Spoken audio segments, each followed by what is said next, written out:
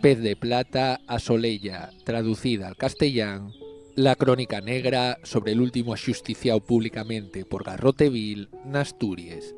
El texto col Cantón García ganó el premio Xosefa Xovellanos de novela en 2014.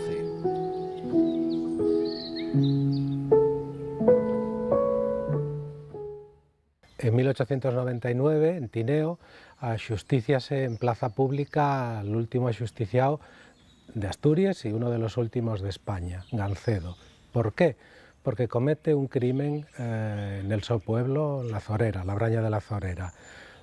Asesina a la muller y al fío recién nacido, un crimen perfecto.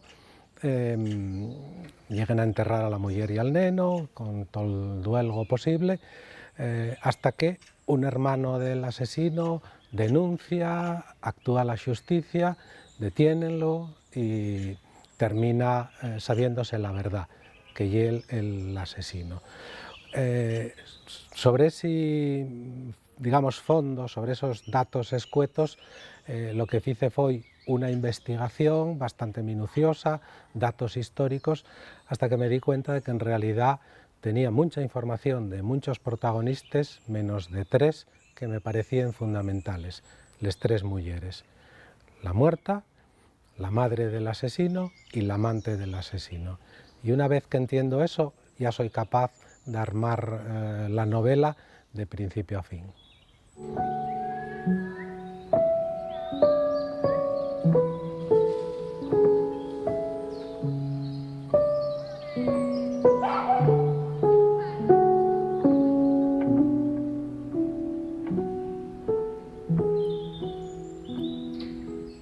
En realidad la novela articúlase alrededor de 4 bloques. El primero sucede en Abraña, en el momento del asesinato, y un poco en antes y un poco después. Hay después el momento de la instrucción en el xulgado de Tineo. El siguiente capítulo gira alrededor del xuicio en audiencia provincial d'Ubieu, y el último alrededor del ajusticiamiento en la Plaza Las Campas en Tineo.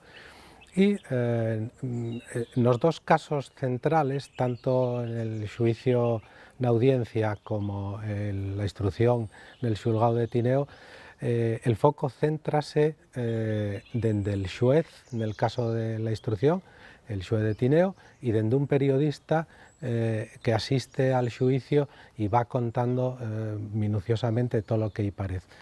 Y el capítulo primero, que narra la muerte de la mujer de Manolina, y el capítulo último, que es la muerte del asesino a Garroteville, tiene forma de crónica. Vamos día a día contando lo que sucede en ese día, con alguna trampa, también es verdad, pero vamos contando día a día los principales acontecimientos que suceden en ese momento, con bastante riqueza de personajes, porque de alguna manera la novela es coral.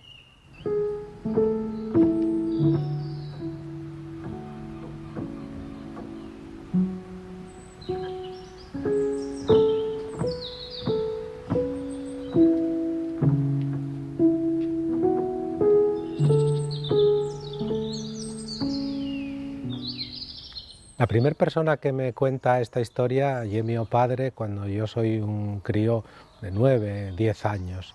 Él conoció a algún de los protagonistas de la historia y contóme detalles bastante interesantes y muy aprovechables para la novela.